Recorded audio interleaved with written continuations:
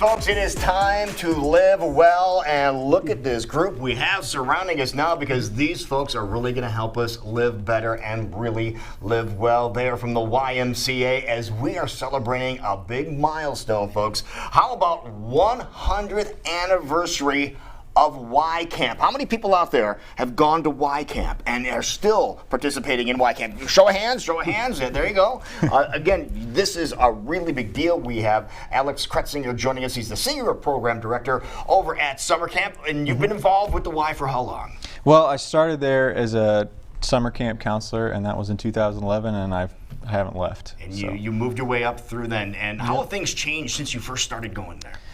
We've continued to grow to a point where now I think, we're very full. We've got kids on waiting lists all summer. We've got groups that are coming through all year round, and lots of schools that we get to work with in a school year. But it all starts with getting involved at one level or another, and then you take it from there. And that's what these other folks have done too. They've all been involved with the Y Camp in one way, shape, or form, and then end up being volunteers over at the Y. So let's take a look and say hello to Allie Meyer, volunteer over at the Y. Next to me here is Kurt Hartung. He is there as well. And then Greg Lage, he is also a volunteer. And Kurt, we were talking earlier, you were a youngster going to Y Camp, right? Yes, I started as a camper in 1966. 1966? I became a leader in 1972 and worked 8 summers at Y Camp, and after that, my wife and I got married and we became campers again, and now we've taken our kids and now our grandkids to camp. Isn't it great how you can just take generation after generation to go back there? It's such a great facility. It's multi-generational, and my grandkids are 5th generation Y campers. Okay, now what's the first thing? This is great, especially when you're considering you went to camp in the mid-60s.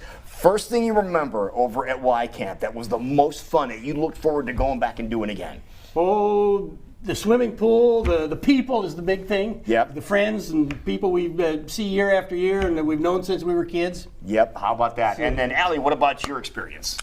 Pretty much the exact same experience. 1966, really? Wow, amazing. Yeah. When did you first go to Y Camp? I was probably there as a toddler because, again, with the multi-family generations, my great-grandparents and my grandparents actually met and got married up at Y Camp. They did? So it's pretty special. And so we went there so every summer they have 1 week that's for family camp. And so everybody in the family comes and stays for the whole week. And they get to experience the hanging out with the friends, the horses, the hikes, and the swimming pool, and all the activities. So I've been doing that since I was a child, and I was a camper during the summer and also as a leader, and then now volunteered with them whenever I can. There you go. I'm going to ask you the same question. Yeah. Your favorite thing when you were a kid, going to Y Camp, that you said, oh, I cannot wait to get back and do? I loved getting dirty. I loved going really? on hikes. Yeah, we played in the creek for hours. We would go find the lost cabin and all these fun things. So just being outside and with friends. That's awesome. All right, Greg, your turn. All right, first, when you first went.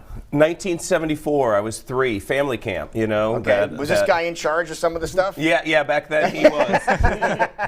That's what I thought. And again, some of the things that stand out the most from when you first got going. For me, capture the flag. I mean, you would go all over that camp. You'd come back with poison ivy, but if you won, that was what it was all about. That's all part of the excitement, isn't it? Exactly. Yeah, and the learning process, too, because I bet you didn't do it a second time, did you? Oh, yeah, you did. Oh, you did? Oh, yeah. Poison ivy again? It was capture the flag. You had to get that Okay, you did flag. regardless. You had to get that flag, did you? Look at just some of the really fun things that are going on at Y Camp. But for those people that might not be familiar with Y Camp, you hear about it talked all the time. But where is Y Camp located from the Des Moines area? How far away is it? So we're actually located up by Boone. We're in the Des Moines River Valley, so we're about an hour. It took me about an hour to get here this morning. And so we're straight up in Boone, located up there, same property that we've been on for the last 100 years. Forever. And again, being the 100th a year celebration, what do you guys have going on that's really special up there? We are actually planning kind of a big weekend to celebrate, and that's going to happen over the course of Memorial Day weekend, and it's going to culminate in a big day on the 26th of May.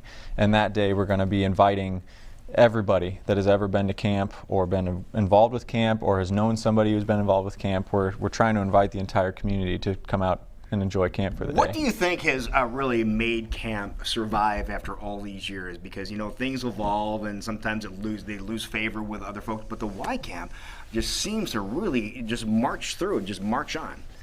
I think it's because we believe a lot in the power of people and bringing people together and building people up, and I think that that's something that's stayed true through all the different generations and ages, is that one of the most valuable things is investing in the kids that grow up in our communities, and that's what we do best, and that's what we are pretty passionate about. Allie, what would you tell somebody if they're considering, getting their kids involved with Y Camp? What would be one of the things that you would kind of steer them toward?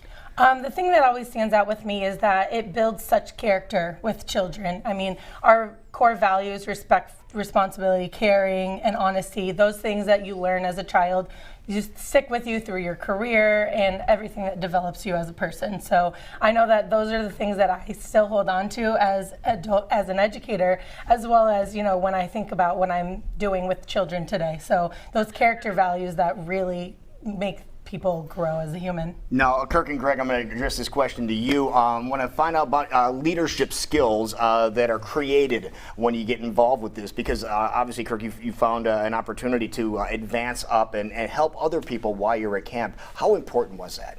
I think it's been important in my career, and I'm sure it's true with Allie and Greg too, that the things we learned at camp, we still use in our jobs today with people when we interact on a daily basis, no matter what age they are, no matter who they are or where they're from.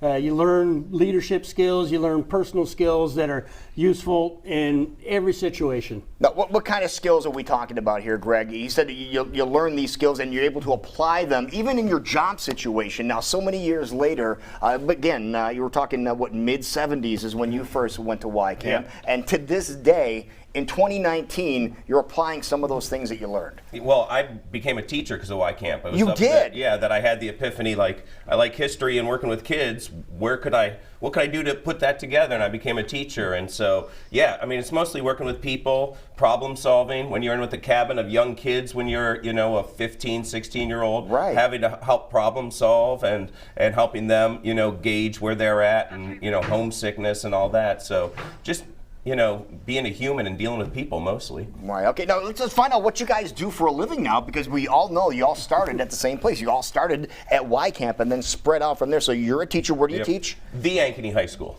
The Ankeny. Not just like the Ohio State. The Ankeny High School. Always a hawk. All right. Okay, Kirk, what about you? I am a patent attorney. Oh, really? So I work with inventors every day. Really? Any really cool inventions we should invest in here? Always, yeah. Okay. Yeah. you get advice here for your portfolio, too, at the same time, based out of here. And Allie, what about yourself? I'm a second grade teacher. So you hinted that you were an educator, and where do you teach? McKinley Elementary School on the south side. Wonderful. This is, again, it has to just make you feel great. You're involved with an organization that has so many influences on our young folks, and then even with you, giving people a chance to take their ideas and propel them up to the next level. Now, do you ever in a million years think that you would end up in the position that you're in right now? I got my job because of the Y Camp connection, because the lawyer that hired me had worked at camp many years before. Are you serious? So it's the Y Camp connection reaches far and wide. That's amazing. Absolutely amazing. All right, let's talk about how people can get involved and how we can get the kids at Y Camp. What's the best way to get people involved? So to visit our website, which is pretty easy to remember, it's www.y-camp.org. And you can go on our website and find information about our summer programs, information about our school and group programs. On our page you can find information about the 100th celebration and everything you need to know to be there. And anything else, you can also find ways to contact us if you have more questions. Right. Now, when do the camps, when are they in session? Do they run in blocks, or is it one long session that's in play? How does that work? So we break up our summer by week. We start about June 1st, and we'll have a couple of partner camps that we partner with by offering programs and facilities and some staffing. And then we jump in about mid-June, and we don't finish until about the end of August. And so that's the summer season, and then the rest of the year we're working every month with a different type of group most weekends, and then we work with school groups as well to do field trips and outdoor education programs. Now, what about volunteers? We talked about the fact that you guys are all volunteers. How do people get involved that way? If you are ever interested in volunteering or just reconnecting with camp, if you just go to y-camp.org, you can find a contact us link there, and you can call us or you can find an email and get a hold of us. That is awesome. Again, 100th a year celebration of the Y Camp right here in Iowa. We're so proud of you, and thank you so much for all you're doing for all of our younger generation. Thank you so much for keeping an eye on everything. Thank you, Invention Guy. Thank We you. appreciate that. Okay, our goal is to get 1,000 people to come back to camp, and the whole day is free. Oh, really? That's the one in May. Okay, so go to the website and check that out. Greg, thank you, sir. Thank and you. thank you for everything that you are doing. It all started with Y Camp celebrating 100 years this year. How about that? Don't go too far, folks. We're going to take